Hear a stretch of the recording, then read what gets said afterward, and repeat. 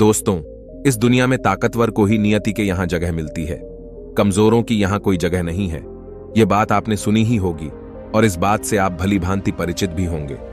इस बात में कोई शक नहीं कि पुराने जमाने में जो लोग हुआ करते थे वह आज के जमाने की इंसानों से कहीं ज्यादा ताकतवर थे। और ऐसा इसलिए है क्योंकि वे लोग जिंदा रहने के लिए खाना खाते थे और आजकल के लोग सिर्फ जीभ के स्वाद के लिए ही खाना खाते हैं। आप एक और तथ्य से वाकिफ होंगे कि एक रोटी से 10 गुना ज्यादा ताकत आटे में होती है, आटे से 10 गुना अधिक ताकत दूध में होती है और दूध से 8 गुना अधिक ताकतवर मांस आहार होता है और मांस आहार से 10 गुना ज्यादा ताकतवर देसी घी होता है। लेकिन यदि आप आज के समय पर देखेंगे, यदि किसी व्यक्ति को देसी घी खाने के लिए दिया जाए तो वह ज्यादा से ज्यादा 1 चम्मच ही उसका सेवन कर सकता है, उसके ऊपर वह नहीं खा पाएगा। लेकिन यदि हम पुराने जमाने के इंसानों की बात करें तो उस समय पर घी उनका सर्वश्रेष्ठ भोजन होता था। आपने महाराणा प्रताप के बारे में तो सुना ही होगा। वह जितना वजन लेकर युद्ध भूमि पर लड़ते थे उतना वजन तो आज के 5 लोग भी उठा नहीं पाएंगे। इसीलिए कहा जाता है कि तब के जमाने के लोग सचमुच जीवन जीते थे और आज के लोग तो केवल जबरदस्ती इस जीवन को जी रहे हैं। इस कहानी को आपको बहुत ही ध्यानपूर्वक सुनना और समझना होगा।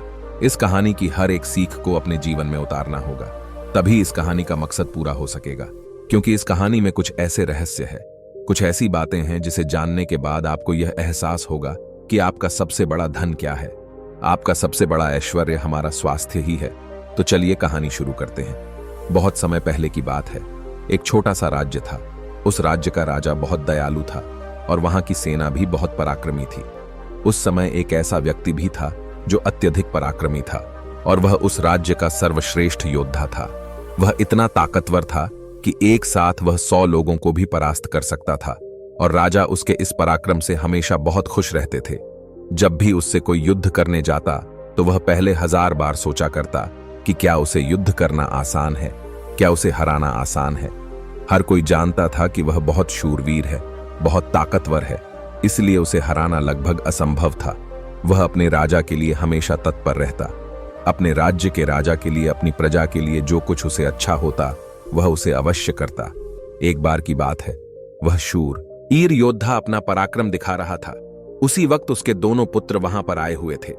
राजा ने उसके दोनों पुत्रों को देखा और राजा के मन में यह लालसा जागी आने वाले समय में हमारे राज्य के लिए इनमें से सबसे सर्वश्रेष्ठ योद्धा कौन होगा, हमारे राज्य के लिए योग्य कौन होगा। यह बात जब उस योद्धा के कानों में पड़ी तो वह अत्यधिक चिंतित हो गया। उस योद्धा के 2 पुत्र थे। जो बड़ा वाला बेटा था वह हर चीज का हुनर सीख चुका था। फिर चाहे वह तलवारबाजी हो, लोगों से बोलना हो, आग से खेलना, हर तरफ की चालबाजी से वह संपूर्ण था। उसे जो कुछ भी सिखाया जाता वह उसे सीखने में निपुण था। वह बहुत जल्द उस विद्या को, उस कला को सीख जाता था। यदि हर कोई यही कहता कि अगला योद्धा यही होगा, यही हमारे राज्य के लिए सर्वश्रेष्ठ योद्धा बन सकता है, लेकिन उस योद्धा का एक छोटा पुत्र भी था जो बहुत कमजोर था, जिसको कोई भी चीज सीखने में अत्यधिक समय लगता था और उसे देखकर कोई भी यह नहीं कहता था कि क्या वह कभी वह योद्धा बन सकेगा। उसे उसके पिता ने बहुत कुछ सिखाने का प्रयास किया, लेकिन वह कभी भी कुछ सीख नहीं पाया। ना ही तो वह अच्छी तलवारबाजी कर पाता था और ना ही उसे एक योद्धा की तरह जीना आता था। वह हमेशा आलसियों की तरह पड़ा रहता।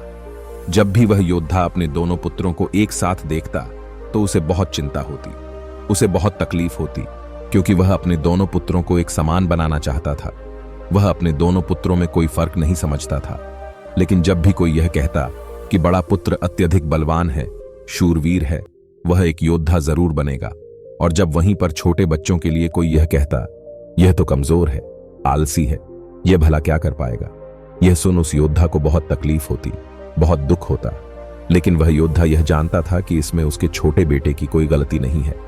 उसका व्यवहार दूसरों से अलग है और यह दूसरों से थोड़ा कमजोर है, लेकिन इसे कुछ बातों का ध्यान रखना होगा, तभी यह दूसरों के साथ पराक्रमी बन सकता है, दूसरों जैसा तलवारबाज बन सकता है, दूसरों जैसा सर्वश्रेष्ठ योद्धा भी बन सकता है। इस बात का ध्यान रखते हुए वह योद्धा अपने उस बेटे को लेकर एक गुरु के पास पहुंचा। यह वही आश्रम था जहां उस योद्धा ने भी शिक्षा ग्रहण की थी। वह उस गुरु को भली भांति जानता था और यह भी जानता था कि वह गुरु उसके छोटे बेटे को शिक्षा अवश्य देंगे, जिससे वह भी अन्य लोगों की तरह पराक्रमी और शूरवीर बन सकता है। वह उसे भी उन गुरु के पास ले गया, उन्हें प्रणमा किया और कहने लगा है, गुरु, मैं चाहता हूं कि मेरा बच्चा आपसे शिक्षा ग्रहण करे। यह थोड़ा आलसी है, थोड़ा कमजोर है और यह कभी कुछ सीखना ही नहीं चाहता, जबकि मेरा बड़ा बेटा बहुत साहसी है, शूरवीर है, ताकतवर है, पराक्रमी है और इस राज्य को ऐसे ही लोगों की आवश्यकता है। लेकिन मेरा यह छोटा बेटा, जो कि मेरी चिंता का कारण बना हुआ है, मैं चाहता हूं कि यह भी पराक्रमी बने, शूरवीर बने, ताकतवर बने, ताकि इस राज्य का हर कोई इसके भी गुण गाए। मैंने बहुत प्रयास किया, मैंने कई तरह के उपाय भी किए ताकि अपने जीवन में कुछ कर सके, कुछ सीख सकें, लेकिन यह कभी कुछ सीखना ही नहीं चाहता।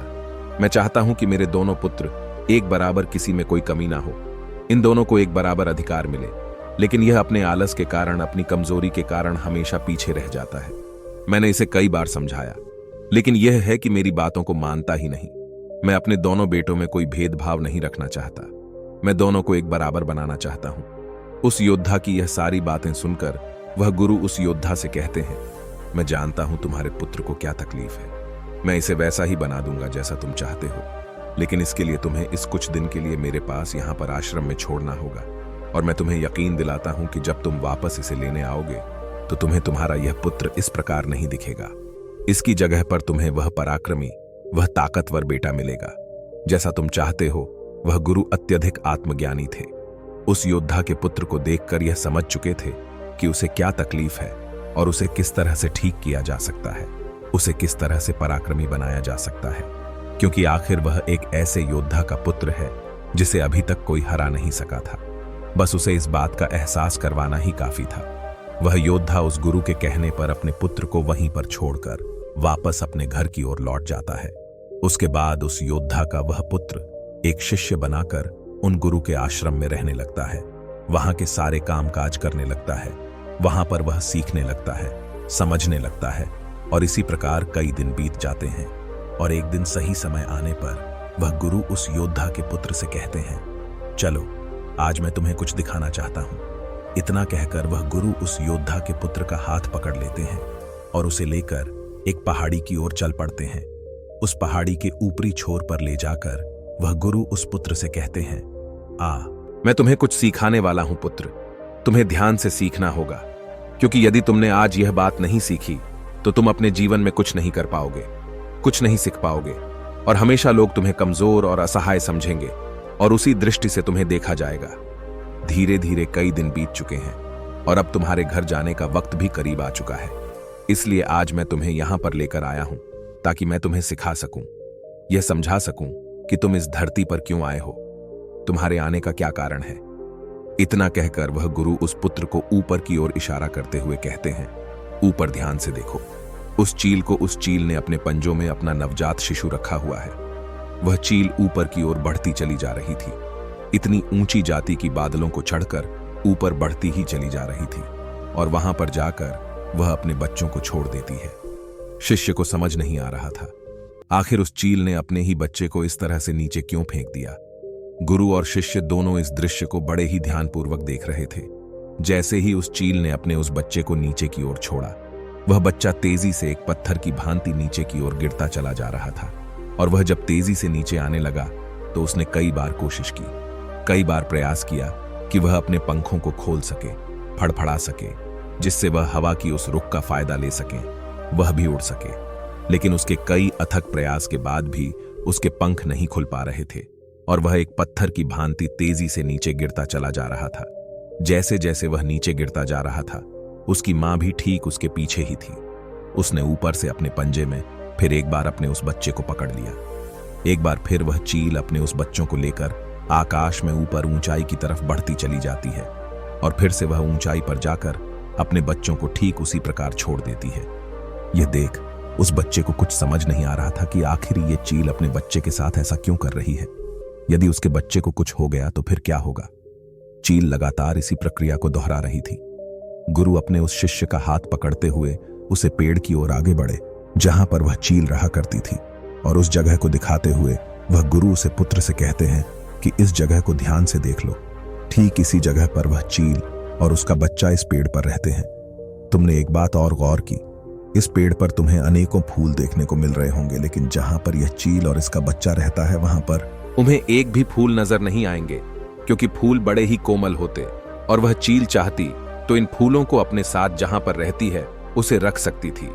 लेकिन वह जानती है कि फूलों में रहकर उसका बच्चा एक पक्षी बनेगा, लेकिन जब वह कांटों वाले घोंसले में रहेगा तभी एक चील बन पाएगा। और एक चील के बच्चे को हर तरह की यातनाएं बचपन से ही सहनी पड़ती है ताकि वह अन्य पक्षियों की तरह कोमल ना बने, क्योंकि वह एक चील का पुत्र है और उसे चील की तरह अपना जीवन व्यतीत करना है।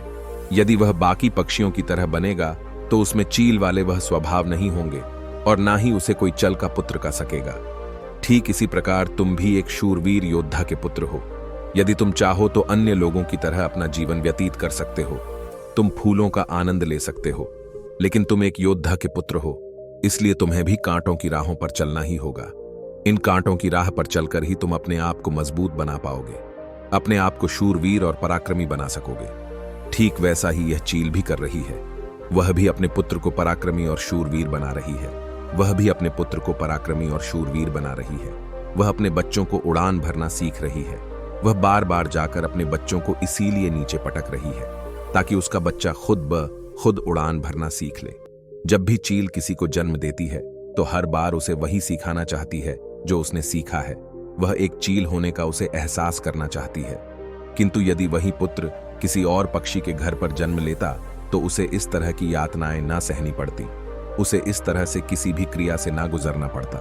वह फूलों के घोंसले में रह सकता था, वह फूलों में पैदा होता और फूलों में ही खत्म हो जाता। लेकिन चील के बच्चे का एक नियम होता है, एक नियति होती है कि नियति उसे तभी जिंदा रखेगी जब वह पराक्रमी होगा, शूरवीर होगा और उसे वह सारे हुनर, वह सारे पराक्रम सीखने ही होंगे। ठीक उसी प्रकार तुम भी एक शूरवीर योद्धा के पुत्र हो, एक पराक्रमी योद्धा के पुत्र हो, इसलिए तुम्हें भी वह हुनर सीखना ही पड़ेगा। अन्यथा अन्य पक्षियों की तरह तुम भी अपने जीवन में कुछ नहीं कर पाओगे। तुम भी एक दिन फूलों में जीकर फूलों में ही मर जाओगे। यह सब देखकर वह पुत्र उन गुरु के चरणों में गिर पड़ा, उन्हें प्रणाम किया और कहने लगा, हे गुरुदेव, मुझे अपनी गलती का एहसास हो चुका है। मुझे यह पता चल चुका है कि मैं एक शूरवीर योद्धा का पुत्र हूं और मुझे अपना जीवन इसी तरह से जीना है। मुझे इस हुनर को सीखना ही होगा। इतना कहकर वह गुरु और शिष्य वापस आश्रम की ओर लौट जाते हैं।